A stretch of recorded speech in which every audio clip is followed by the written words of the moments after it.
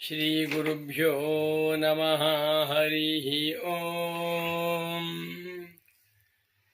ಗುರವೇ ಸರ್ವಲೋಕಾನಾಂ ಭಿಷಜೇ ಭವರೋಗಿಣಾಂ ನಿಧಯೇ ಸರ್ವವಿದ್ಯಾನಾಂ ದಕ್ಷಿಣಾಮೂರ್ತಯೇ ನಮಃ.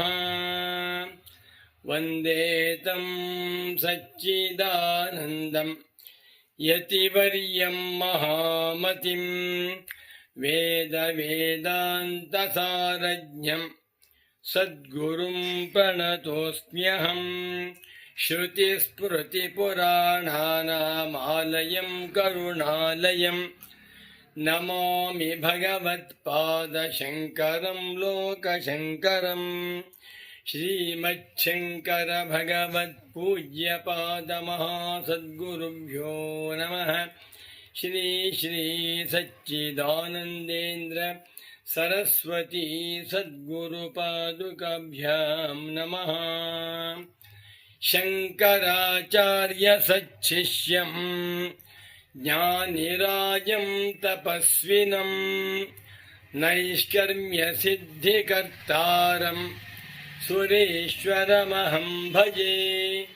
ನಮೋ ನಮಃ ಶ್ರೀ ಶ್ರೀ ಶ್ರೀ ಸುರೇಶ್ವರಾಚಾರ್ಯ ಸದ್ಗುರು ಪಾದುಕಾಭ್ಯಾಂ. ಶಂಕರ ಭಾನು ಚಾನಲ್ ವೀಕ್ಷಕರಿಗೆ ಇಂದಿನ ಕಾರ್ಯಕ್ರಮಕ್ಕೆ ಹೃತ್ಪೂರ್ವಕವಾದ ಸುಸ್ವಾಗತಗಳನ್ನು ಕೋರುತ್ತಾ ಇದೀಗ ಕಾರ್ಯಕ್ರಮವನ್ನು ಪ್ರಾರಂಭ ಮಾಡೋಣ. ಭಗವಾನ್ ಸ್ವರೇಶ್ವರಾಚಾರ್ಯರವರು ಶಂಕರ ಭಗವತ್ ಪೂಜ್ಯಪಾದಾಚಾರ್ಯರ ಪರಮ ಶಿಷ್ಯರು, ಪ್ರಿಯ ಶಿಷ್ಯರು. ಶಂಕರರನ್ನು ಮಿಂಚಿದ ಶಿಷ್ಯರು ಭಗವಾನ್ ಸ್ವರೇಶ್ವರಾಚಾರ್ಯರವರು. ಸ್ವರೇಶ್ವರಾಚಾರ್ಯರವರ ಮೇರು ಕೃತಿ ನೈಷ್ಕರ್ಮ್ಯ ಸಿದ್ಧಿ. ಆ ನೈಷ್ಕರ್ಮ್ಯ ಸಿದ್ಧಿಯಿಂದ ಇಂದು ಒಂದು ಶ್ಲೋಕವನ್ನು ತೆಗೆದುಕೊಂಡು ಅದರ ತಾತ್ಪರ್ಯವನ್ನು ನೋಡೋಣ. ಇದು 3ನೇ ಅಧ್ಯಾಯದಲ್ಲಿ 19ನೇ ಶ್ಲೋಕ. ಈಗ ಹೇಳ್ತೇನೆ. ಶ್ರೀ ಸುರೇಶ್ವರಾಚಾರ್ಯ ಉವಾಚ ಬೋಧೃತ್ವಂ ತದ್ವದೇವಾಸ್ಯಾಃ ಪ್ರತ್ಯಯೋತ್ಪತ್ತಿ ಹೇತುತಃ ಆತ್ಮನಸ್ತು ಸ್ವರೂಪಂ ತತ್ ತಿಷ್ಠಂತೀವ ಮಹೀಭೃತಃ. ಓಂ ಶಾಂತಿ ಶಾಂತಿ ಶಾಂತಿ. ಮತ್ತೊಮ್ಮೆ ಶ್ಲೋಕವನ್ನು ಓದ್ತೇನೆ. 3ನೇ ಅಧ್ಯಾಯ 19ನೇ ಶ್ಲೋಕ. ಬೋಧೃತ್ವಂ ತದ್ವದೇವಾಸ್ಯಾಃ ಪ್ರತ್ಯಯೋತ್ಪತ್ತಿ ಹೇತುತಃ ಆತ್ಮನಸ್ತು ಸ್ವರೂಪಂ ತತ್ ತಿಷ್ಠಂತೀವ ಮಹೀಭೃತಃ. ಓಂ ಶಾಂತಿ ಶಾಂತಿ ಶಾಂತಿ. ಬೋಧೃತ್ವಂ ತದ್ವತ್ ಏವ ಅಸ್ಯಾಃ ಪ್ರತ್ಯಯೋತ್ಪತ್ತಿ ಹೇತುತಃ ಆತ್ಮನಃ ತು ಸ್ವರೂಪಂ ತತ್ ತಿಷ್ಠಂತಿ ಇವ ಮಹೀಭೃತಃ. 12 ಪದಾತ್ಮಕ ಶ್ಲೋಕ. ಈ ಶ್ಲೋಕದಲ್ಲಿ 12 ಪದಗಳಿವೆ. ಒಳ್ಳೆ ವಿಚಾರವನ್ನು ಹೇಳ್ತಾ ಇದ್ದಾರೆ. ವೇದಾಂತ ಶಾಸ್ತ್ರದಲ್ಲಿ ಆತ್ಮನಿಗೆ ಹೆಸರು ಬೋದ್ಧ, ದ್ರಷ್ಟ, ವಿಷಯೀ, ದೃಕ್, ಪ್ರಮಾತೃ. ಆತ್ಮನು ಎಲ್ಲವನ್ನೂ ಬೆಳಗುತ್ತಿರುವುದರಿಂದ ಸಾಕ್ಷ್ಯ ಸ್ವರೂಪನಾಗಿ ನಿರ್ವಿಕಾರನಾಗಿ ಆತ್ಮನು ಪ್ರಪಂಚವೆಲ್ಲವನ್ನೂ ಬೆಳಗುತ್ತಿರುವುದರಿಂದ ಆತ್ಮನಿಗೆ ಹೆಸರಾಯಿತು ಬೋದ್ಧ. ಬುದ್ಧ್ಯತೆ ಇತಿ ಬೋದ್ಧ, ಪಶ್ಯತೀತಿ ದ್ರಷ್ಟ. ಅದೇ ರೀತಿಯಲ್ಲಿ ಆತ್ಮನು ಪ್ರತ್ಯೇತೀತಿ ಪ್ರತ್ಯೇತ, ಪ್ರವಿನೋತೀತಿ ಪ್ರಮಾತ. ಆತ್ಮನು ಅರಿಯುವವನು, ನೋಡುವವನು, ತಿಳಿಯುವವನಾಗಿದ್ದಾನೆ. ಅದೇ ರೀತಿಯಲ್ಲಿ ಬುದ್ಧಿಗೂ ಹೆಸರು ಬೋಧ್ರಿ. ಬುದ್ಧಿ ಎಲ್ಲವನ್ನು ಅರಿಯುತ್ತದೆ ಅಂತ ಹೇಳ್ತೇವೆ. ತುಂಬಾ ಬುದ್ಧಿವಂತ ಹುಡುಗ, ಅವನ ಬುದ್ಧಿ ಚುರುಕಾಗಿದೆ, ಎಲ್ಲ ಶಾಸ್ತ್ರಗಳನ್ನು ಚೆನ್ನಾಗಿ ಬಲ್ಲವನಾಗಿದ್ದಾನೆ ಅಂತೇವೆ. ಬುದ್ಧಿಗೂ ಹೆಸರು ಬೋಧ್ರಿ, ಆತ್ಮನಿಗೂ ಹೆಸರು ಬೋಧ್ರು. ಇಬ್ಬರಿಗೂ ಕೂಡ ಬೋಧೃತ್ವ ಉಂಟು, ದ್ರಷ್ಟೃತ್ವ ಉಂಟು. ಆದರೆ ಒಂದು ವ್ಯತ್ಯಾಸ ಉಂಟು. ಬೋಧೃತ್ವಂ ತದ್ವದೇವ ಅಸ್ಯಾಹ ಬುದ್ಧೇಃ ಪ್ರತ್ಯಯೋತ್ಪತ್ತಿ ಹೇತುತಃ. ಆತ್ಮನಿಗೆ ಬೋಧೃತ್ವ ಸ್ವರೂಪ, ಬುದ್ಧಿಗೆ ಬೋಧೃತ್ವ ಆಗಂತುಕ. ಜಡವಾಗಿರುವ ಬುದ್ಧಿಗೆ ಸ್ವತಃ ಚೈತನ್ಯವಿಲ್ಲ. ಶರೀರ, ಇಂದ್ರಿಯ, ಮನಸ್ಸು, ಬುದ್ಧಿ, ಪ್ರಾಣ ಇವುಗಳಿಗೆ ಹೆಸರು ಶರೀರೇಂದ್ರಿಯ ಸಂಘಾತ. ಇವುಗಳು ಜಡ, ಶರೀರವೂ ಅರಿಯಲಾರದು, ಇಂದ್ರಿಯಗಳು ಸ್ವತಃ ಅರಿಯಲಾರವು, ಮನಸ್ಸು ಬುದ್ಧಿಗಳು ಅರಿಯಲಾರವು. ಆದರೆ ಬುದ್ಧಿಯನ್ನ ಅರಿಯುತ್ತದೆ ಅಂತ ಹೇಳ್ತೇವೆ. ಅದಕ್ಕೆ ಕಾರಣ ಪ್ರತ್ಯಯ ಉತ್ಪತ್ತಿ ಹೇತುತಃ. ಆತ್ಮನ ಸನ್ನಿಧಾನದಲ್ಲಿ ಇದ್ದುಕೊಂಡಿರುವ ಜಡವಾಗಿರುವ ಬುದ್ಧಿಯಲ್ಲಿ ಪ್ರತ್ಯಯಗಳು ಉತ್ಪತ್ತಿಯಾಗುತ್ತಿವೆ. ನನ್ನ ಮನಸ್ಸಿನಲ್ಲಿ ನೂರಾರು ವಸ್ತುಗಳ ಪ್ರತ್ಯಯ ಉಂಟಾಗ್ತಾ ಇದೆ. ಆ ಪ್ರತ್ಯಯಗಳು ಉಂಟಾದಾಗ ಪ್ರತ್ಯಯಗಳ ಮುಖಾಂತರ ಬುದ್ಧಿಯು ಅರಿಯುವಾಗ ಬುದ್ಧಿಯನ್ನ ನಾವುಗಳು ಬೋಧ್ರಿ ಅರಿಯುತ್ತದೆ ಅಂತ ಹೇಳ್ತೇವೆ. ಆತ್ಮನಸ್ತು ಆತ್ಮನನ್ನು ಅರಿಯುತ್ತಾನೆ ಅಂತೇವೆ. ಆತ್ಮನು ಎಚ್ಚರವನ್ನು ಅರಿಯುತ್ತಾನೆ, ಆತ್ಮನು ಕನಸನ್ನು ಅರಿಯುತ್ತಾನೆ, ಆತ್ಮನು ಸುಷುಪ್ತಿಯನ್ನು ಅರಿಯುತ್ತಾನೆ. ಆತ್ಮನ ಅರಿವಿಗೆ ಇಡೀ ಪ್ರಪಂಚವೆಲ್ಲವೂ ಗೋಚರವಾಗ್ತಾ ಇದೆ. ಆತ್ಮನಸ್ತು ಬೋಧೃತ್ವಂ, ಆತ್ಮನಲ್ಲಿ ತೋರುತ್ತಿರುವಂತಹ ಬೋಧೃತ್ವವಾದರೂ ಸ್ವರೂಪಂ ತತ್, ಆತ್ಮನಿಗೆ ಸ್ವರೂಪವಾಗಿದೆ. ಆತ್ಮನಿಗೆ ಜ್ಞಾನ ಎನ್ನುವಂತಹದ್ದು ಆಗಂತುಕ ಧರ್ಮವಲ್ಲ. ಬುದ್ಧಿಗೆ ಜ್ಞಾನವು ಆಗಂತುಕ ಧರ್ಮ. ಬುದ್ಧಿಯಲ್ಲಿ ಜ್ಞಾನವು ಉಂಟಾಗುತ್ತದೆ, ಇರುತ್ತದೆ, ನಾಶವಾಗುತ್ತದೆ. ಆ ಜ್ಞಾನಕ್ಕೆ ಹೆಸರು ಪ್ರತ್ಯಯಗಳು. ಬುದ್ಧಿಯಲ್ಲಿ ಪ್ರತ್ಯಯಗಳಿಂದ ಜ್ಞಾನ ಉಂಟಾಗುತ್ತಿದೆ.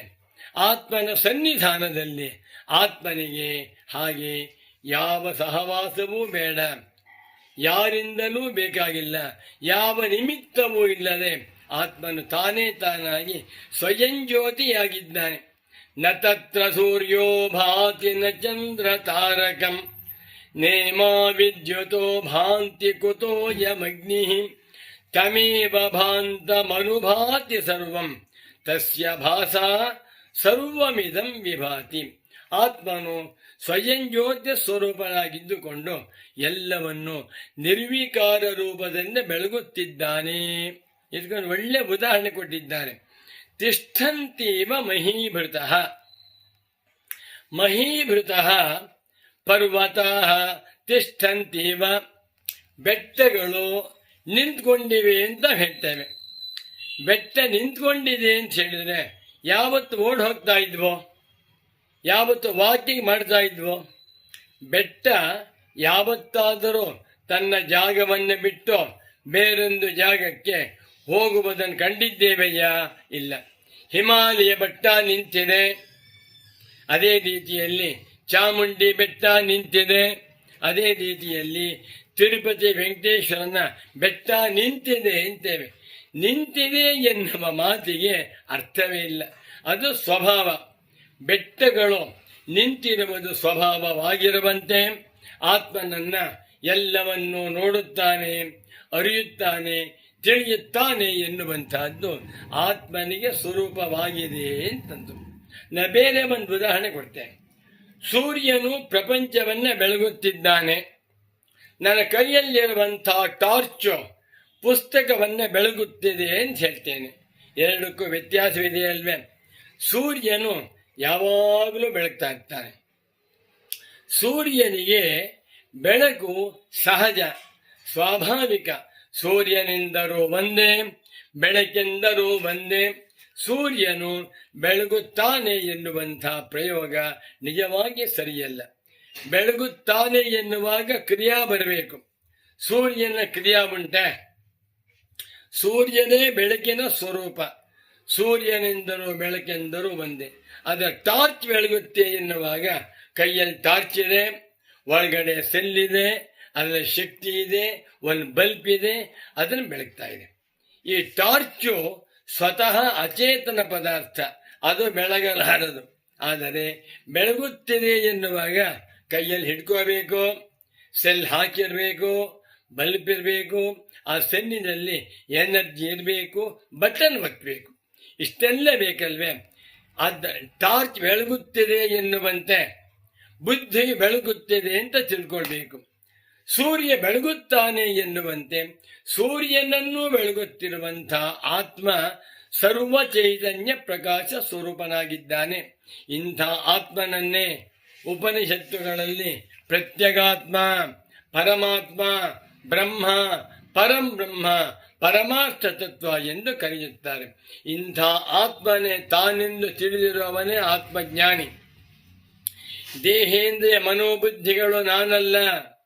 ಇವುಗಳೆಲ್ಲ ವಿಕಾರಗಳನ್ನು ಸ್ವತಃ ನಿರ್ವಿಕಾರನಾಗಿದ್ದುಕೊಂಡು, ಸ್ವತಃ ಕೂಟಸ್ಥನಾಗಿದ್ದುಕೊಂಡು ಬೆಳಗುತ್ತಿರುವ ಆತ್ಮನಿಗೆ ಹೆಸರು ಸಾಕ್ಷಿ. ವೇದಾಂತದಲ್ಲಿ ಆತ್ಮನಿಗೆ ಸಾಕ್ಷಿ ಎನ್ನುವಂಥ ಒಂದು ಒಳ್ಳೆಯ ಶಬ್ದವನ್ನು ಬಳಸ್ತಾರೆ. ಇದನ್ನು ಪಾಠ ಮಾಡುವಾಗ ನನ್ನ ಪರಮ ಪೂಜ್ಯ ಸದ್ಗುರು ಪುಂಗವರಾದ ಶ್ರೀ ಶ್ರೀ ಶ್ರೀ ಸಚ್ಚಿದಾನಂದೇಂದ್ರ ಸರಸ್ವತಿ ಸ್ವಾಮಿಗಳವರು ಒಂದು ಮಾತು ಹೇಳಿದ್ದು, ದ್ರಷ್ಟ ಎನ್ನುವುದಕ್ಕೂ ಸಾಕ್ಷಿ ಎನ್ನುವುದಕ್ಕೂ ವ್ಯತ್ಯಾಸ ಉಂಟು. ಪಶ್ಯತೀತಿ ದ್ರಷ್ಟ, ಸಾಕ್ಷಿ ಎನ್ನುವ ಸಾಕ್ಷಾತ್ ನಿರ್ವಿಕಾರ ಸನ್ ಕೇವಲಂ ಭಾಸತೆ ಇತಿ ಸಾಕ್ಷಿ. ಯಾವ ಇಂದ್ರಿಯಗಳ ಸಹಾಯವೂ ಇಲ್ಲದೆ, ಕರ್ಣಗಳ ಸಹಾಯವೂ ಇಲ್ಲದೆ ತಾನೇ ತಾನಾಗಿ ಬೆಳಕಿನ ಸ್ವರೂಪನಾಗಿರುವ ಆತ್ಮನಿಗೆ ಸಾಕ್ಷಿ ಎಂದು ಹೆಸರು. ಇವನಿಗೆ ಬೋಧೃತ್ವ, ಆತ್ಮನು ಬೆಳಗುತ್ತಿದ್ದಾನೆ ಎನ್ನುವಂಥ ಮಾತು ತಿಷ್ಠಂತೀವ ಮಹೀಭೃತಃ.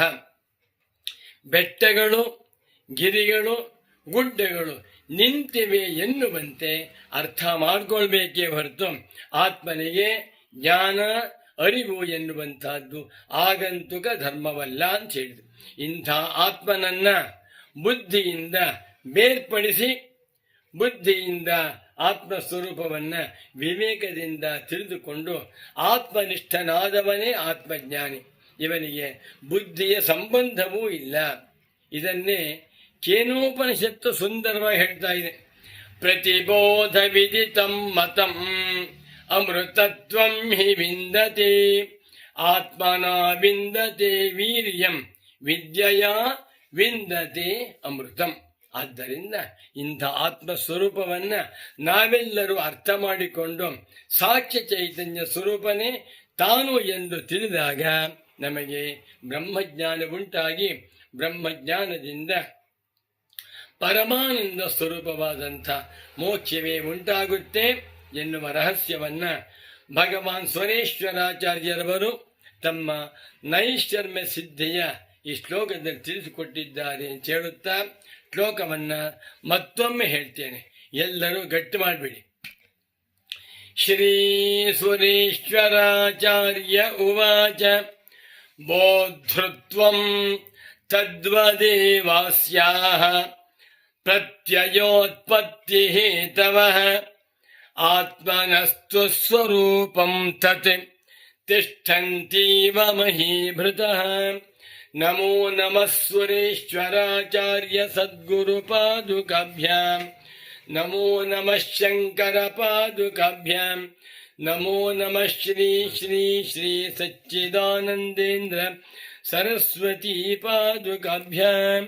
ಓಂ ಶಾಂತಿ ಶಾಂತಿ. ಬೋಧೃತ್ವಂ ತದ್ವದೇವಾಸ್ಯಾಹ ಪ್ರತ್ಯಯೋತ್ಪತ್ತಿ ಹೇತುತಃ ಆತ್ಮನಸ್ತು ಸ್ವರೂಪಂ ತತ್ ತಿಷ್ಠಂತೀವ ಮಹೀಭೃತಃ. नमो नमः सद्गुरुपादुकाभ्याम् ॐ शान्तिः शान्तिः शान्तिः।